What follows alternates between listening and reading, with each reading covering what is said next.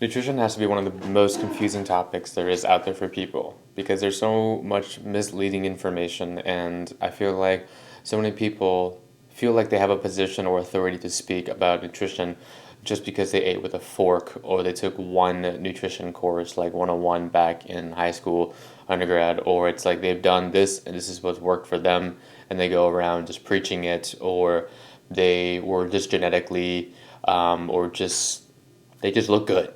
Someone that just looks good, and then they just go and say this is the way how to do it. Whether the information is right or wrong comes down to actually the nuances of what the thing actually is. But there's so much information, good and bad information out there, and there's a lot more noise than actual good signal from people who are not very qualified to talk about nutrition or in a way that's actually helpful or even evidence based to people, but instead just there's a lot of noise compared to the people who do have nutritional science backgrounds or clinical experience with it, or etc., that are putting out enough signal into out there. And so, yeah, I'm going to talk about this episode is more so like how can actually eat the right way without getting too caught up in everything. And if you don't know me, I have my both bachelor's and master's in exercise physiology, and so my background is heavily in energy systems, metabolism, exercise, since they are not mutually exclusive. But once you start learning a lot of the biochemistry underneath, then the actual application to it makes a lot of sense. So from that, my education standpoint, I've taken a lot of higher level type of nutrition classes, individual biochemistry classes, and then just how they go into effect when you actually use them in exercise.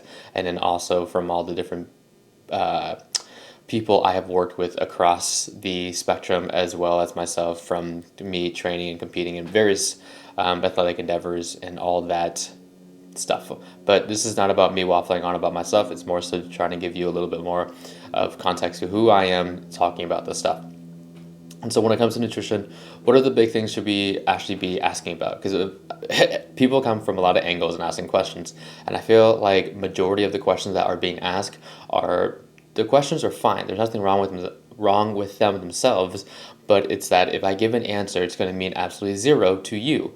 And most questions are being asked more from a tactical perspective, and questions that are more so it's like, hey, if you were on like a if we were this was like a video game, you're asking more so like a level 10 question rather than asking questions that are more global, sticking to principles that are actually foundational and that serve majority of people, that it's actually going to help give you the tools to carry you along your lifespan and your health span to be something that's realistic, sustainable, and actually enjoyable, and that makes sense. That's the big thing here. It needs to actually make sense than just getting tactical about things of like, this is how I absolutely do it, and this is how you should do it too, since we are all very individual, and so our own nutritional approach should be quite individual to ourselves, but there are big overarching principles and themes that you can fall back on that makes sense. Otherwise, it just doesn't. And if you're ever asking anybody for advice, and if one of the first few things they say within the first couple minutes is directed towards a supplement or any type of the words like detox or anything around that stuff and not more towards principles, definitely start tuning them out and not listening to them very much, just because it's going towards that direction, especially if they're going to try and sell you like right away too. Um, but okay, so big thing, the first thing that you should worry about, the question you should be asking is just how much energy you are consuming. So energy, calories is interchangeable terms. That's definitely within the literature and just that scientific jargon. But whenever you see the word energy or calories, they're interchangeable words. So just think energy and calories highly influence your weight. So if you consume more than what your current state needs, then you are going to add on more weight, and vice versa. If you consume less than what your body requires, then you are going to be losing more. Now, again, that's from a very simplistic view on energy balance, caloric needs, but that's just like right there to understand overarching goal when it comes to just specifically your weight management. It comes from calories. Now, your health and stuff like that, or body composition as a whole, yes, that's going to shape and be molded and affect a little differently when it comes to the macronutrients, so your protein, carbs, and fats, and then also more of your micronutrients like your vitamins, minerals, as well as like fiber. And without getting too overwhelmed with everything, if I were you, the first thing I would look at is just look at your food quality. Just look at the type of things that you are even consuming. I don't really care if they don't worry too much about your frequency of meals. If you should have 1 meal, 2 meals, 3 meals, 7 meals, even up to 14 meals a day. There's been research on that where as long as energy balance is equated, you're good. The weight is about the same. Now that's just that one context right there. But to start things off, to not overwhelm you, just look at food quality. People generally all know what we should be eating. And there's not a lack of information out there, but you can typically know, hey, I should probably get a little more protein. Hey, I should probably get a little more things that have been more grown or from an animal, just because if you can just listen to yourself and be aware of how your gut feels, how your stomach feels after you eat, you can tell a difference between when you are eating things more from a plant or from a fruit or from a fish or from an animal product, and something that you made at home, you feel typically pretty good. And then you compare that to something that is hyper processed and that is extremely fried or greasy, or that you just bought from more of like a restaurant that's like a more like a low tier, almost fast food joint.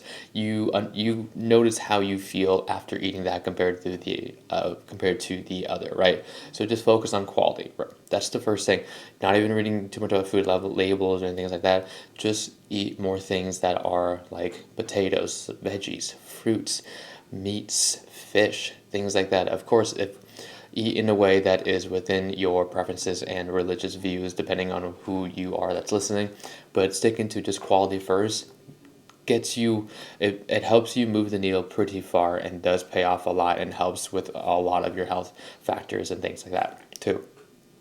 And so just by doing that, you're already going to get more protein, and you're already going to be getting a lot more fiber in, a lot more nutrients dense foods, because a lot of those calories actually are filled with more of those nutrients.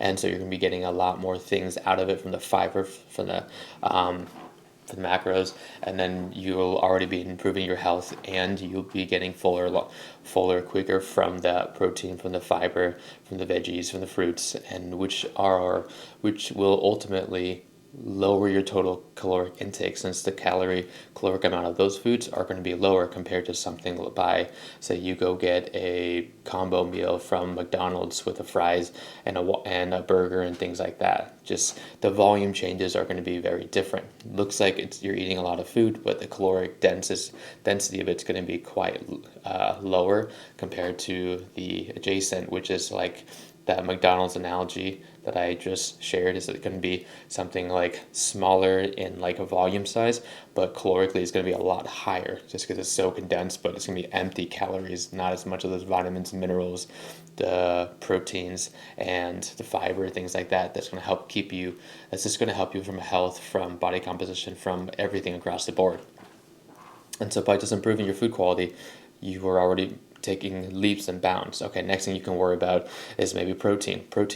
Once you consume a protein from animal, fish, dairy, plant-based, whatever, the protein, when it gets broken down to its smallest form, it's going to be those amino acids. And yes, most of us probably understand that amino acids is really important for building muscle mass. Yes, and you're having more muscle is very advantageous and really important for you from not just a aesthetic perspective, but very much from a health perspective.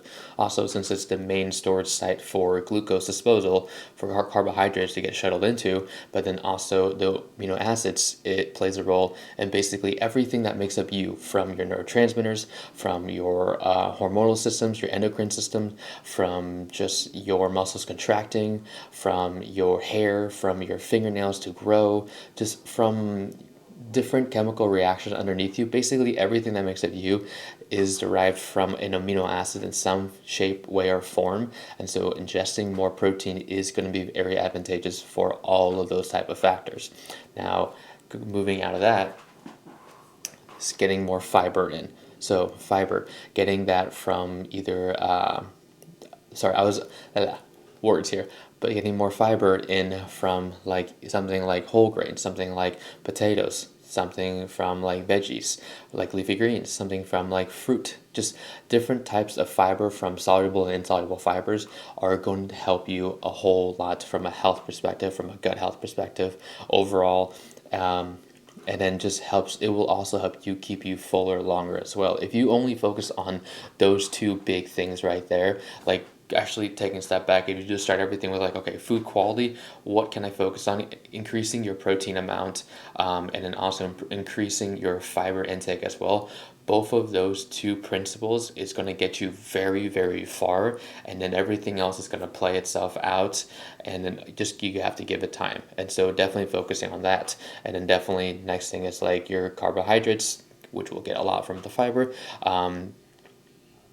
From more of those complex ones and the simple ones. The complex ones, just think you digest those a little bit slower, and when it comes to simple carbohydrates, you will just digest those faster. So those are not neither good or bad, but they do, like say Greek yogurt, or that's the first thing I can think of, but something like that that just digests a lot faster can be used in the context of like for you to go work out. Easy digesting quickly, so you can have quick energy to go work out. So things like that. So just getting more fiber, dense, whole grains, rich foods, will definitely be really helpful there. And then the next thing is just like fats, just the type of fats that you are ingesting. So just don't be too crazy or anything about fats, but just try to swing the pendulum more towards things like from fats like omega-3s, omega-6s, from like fish, from avocados, from almonds, different nuts, things like that, instead of things that are super high saturated fats or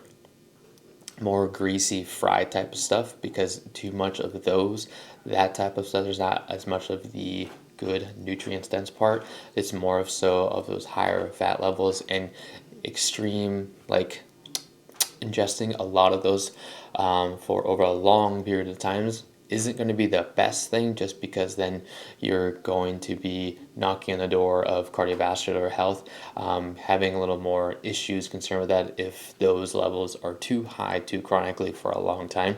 Ingesting too foods that are ultra processed, hypercalorically dense, and some of those like really high saturated fat levels, really extremely high sodium levels, especially if you are not a very active person. But sodium is not bad by any means, but just be conscious of foods that's like, say you go get a pizza, you go get a burger somewhere, you go get fries, eating those type of fried greasy foods all the time definitely is you're going to be increasing a lot of those levels. But having them here and there is completely okay, especially if you are being very fluid of things and tipping the scale more towards things that are more grown, more nutrient dense, things like that. You are moving a whole lot more.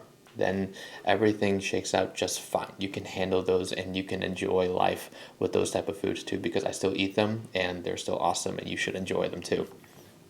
So if I were you, this would be a really good way for you to approach your nutrition if you know absolutely nothing. And it does help give you it gives you a lot of principles to fall back on here. And so, yeah, pulling this back out, focus on the quality. Okay, next, then just focus on getting in enough protein and enough fiber into your diet. Okay, then look at your total calories, especially if you are very conscious about your weight, and then just focus on that. Then if you want to focus in on the next level of like how much carbohydrates, how much fats, things like that, then you can go down that way and get more detailed and meticulous as you go forward. But I hope that was really helpful there. Again, it's just principles. It's just how can you kind of fall on things that's going to help you and serve you, and that's flexible, sustainable, realistic to you. It's going to make sense as you move through different stages of life, because these type of principles actually make a lot more sense and help you depending on, say, you are a student right now going through college and just trying to make it through. You're like, what things should I get? Looking at those type of things, it's like, okay, I should probably get a little more of this, a little more of that, fix it, make it within my budget. Cool. So you move on to that stage. You are now an adult, a young professional, and in your 20s and 30s, navigating through that. Oh, those principles help out too. Oh, okay, you move on to the next stage. Say you have a family, you have a kid or a couple kids. Boom, you kind of have a way to those principles to lean on, etc., etc., etc. Instead of me just telling you specifically exactly what you gotta do, what supplements you have to buy, and things like that. Because your food is your medicine. Your food is the thing that's supposed to help you, and you can use apps like Chronometer or like Macro Factor and things like that to help you log everything and understanding how much food you should be eating. And some of those food tracking apps like Chronometer is a really good one. It's a free app, but there's also a paid version, but the free one works just fine. If you want to know what type of supplements that you should be taking and stuff, take supplements that you are actually deficient in. Say you go through a blood work route, right? And then you can kind of see where you're deficient from that level. But say if you don't have the funds or the means to do that at this very moment, just track your nutrition, record everything for about 2 weeks, and then you'll be able to see, oh, okay, I'm lower in my calcium. Oh, I am lower in my magnesium levels. Oh, I'm lower in my omega 3s and etc. And then you can see the gaps already in your normal diet, what's consistent, because you'll be recording what you consistently eat, and it'll show you where your gaps are. And then from that perspective, then you can intentionally and strategically go get whatever individual supplement you need to help increase those levels, take them for a while, and see those levels bring up. And that right there just makes a whole lot of sense. So hope this was helpful, guys. Let me know if you have any questions. I can add on to this, but I'll see you guys in the next one.